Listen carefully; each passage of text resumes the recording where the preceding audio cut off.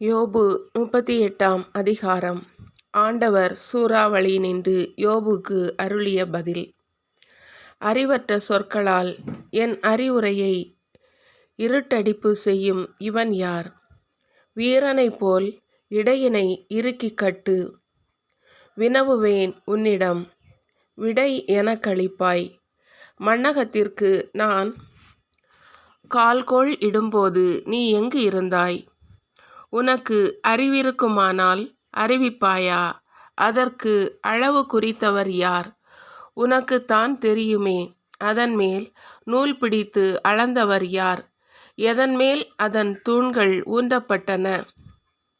அல்லது யார் அதன் மூலைக்கல்லை நாட்டியவர்? அப்போது வைகறை விண்மீன்கள் ஒன்றிணைந்து பாடின. கடவுளின் புதல்வர் களிப்பால் ஆர்ப்பரித்தனர். கருப்பையினின்று கடல் உடைப்பெடுத்து ஓடிய பொழுது அதனை கதவிட்டு அடைத்தவர் யார்?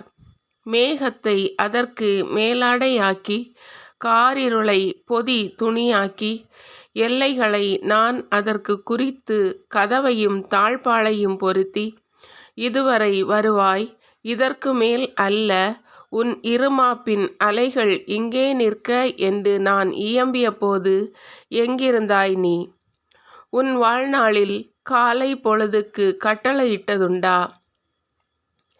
வைகறையை தன் இடமறிய வைத்ததுண்டா? இவ்வாறு அது வையக விளிம்பை தொட்டிழுத்து பொல்லாதவரை அதனுள்ளிருந்து உதறி தள்ளுமே. முத்திரையால் களிமண் உரு பெறுவது போல் மண்ணகம் வண்ணம் ஏற்றிய ஆடையாயிற்று. அப்போது கொடியவரிடமிருந்து ஒளி பறிக்கப்படும். அடிக்க ஓங்கிய கை முறிக்கப்படும். கடலின் ஊற்றுவரை நீ போனதுண்டா? ஆழியின் அடியில் நீ உலவினதுண்டா? சாவின் வாயில்கள் உனக்கு காட்டப்பட்டனவோ? இருள் உலகின் கதவுகளை கண்டதுண்டோ நீ? அவனியின் பரப்பை நீ ஆய்ந்தறிந்ததுண்டோ? அறிவிப்பாய். அதிலுள்ள அனைத்தையும் அறிந்திருந்தால் ஒளி உறைவிடத்திற்கு வழி எதுவோ? இருள் இருக்கும் இருப்பிடம் எங்கேயோ? அதன் எல்லைக்கு அதனை அழைத்து போவாயோ? அதன் உறைவிடத்திற்கு நேர்வழி அறிவாயோ?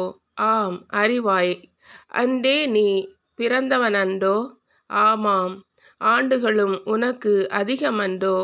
உறைபனி கிடங்கினுள் புகுந்ததுண்டா?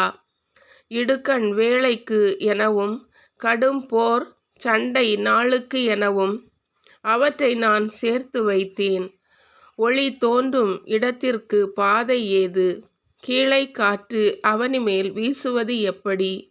வெள்ளத்திற்கு கால்வாய் வெட்டியவர் யார்? இடி மின்னலுக்கு வழி வகுத்தவர் யார்? மனிதர் வாழா மண்ணிலும் மாந்தர் குடியிரா பாலையிலும் மழை பெய்வித்து பால்வெளிக்கு வறண்ட நிலத்திற்கு நீர் பாய்ச்சு பசும்புல் முளைக்கச் செய்தவர் யார்? மழைக்கு தந்தை உண்டா? பனித்துளிகளை பிறப்பிப்பவர் யார்? பனிக்கட்டி யாருடைய உதரத்தால் தோன்றுகின்றது? வானில் மூடு பனியை ஈன்றெடுப்பவர் யார்? கல்லை போல் புனல் கட்டியாகிறது. ஆழ்கடலில் பரப்பு உறைந்து போகின்றது. கார்த்திகை மீனை கட்டி விலங்கிடுவாயோ? மார்கழி மீனின் தலையை அவிழ்த்திடுவாயோ? குறித்த காலத்தில் விடிவெள்ளியை கொணர்வாயோ? வடதிசை விண்மீன் குழுவுக்கு வழி காட்டுவாயோ? வானின் விதிமுறைகளை அறிந்திடுவாயோ? அதன் ஒழுங்கை நானிலத்தில் நிலைநாட்டிடுவாயோ? முகில் வரை உன் குரல் முழங்கிடுவாயோ? தண்ணீர் பெருக்கை உன்னை மூடச் செய்வாயோ? புறப்படுக என மின்னலுக்கு ஆணையிடுவாயோ?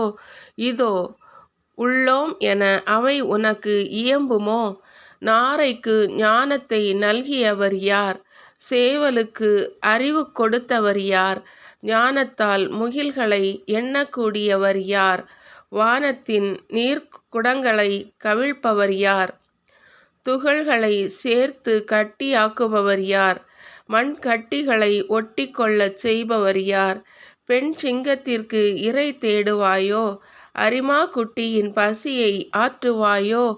குகையில் அவை குறுகி இருக்கையிலே, குழிகளில் அவை பதுங்கி இருக்கையிலே, காக்கை குஞ்சுகள் இறைவனை நோக்கி கரையும் போது, அவை உணவின்றி ஏங்கும்போது, காகத்திற்கு இரை அளிப்பவர் யார்?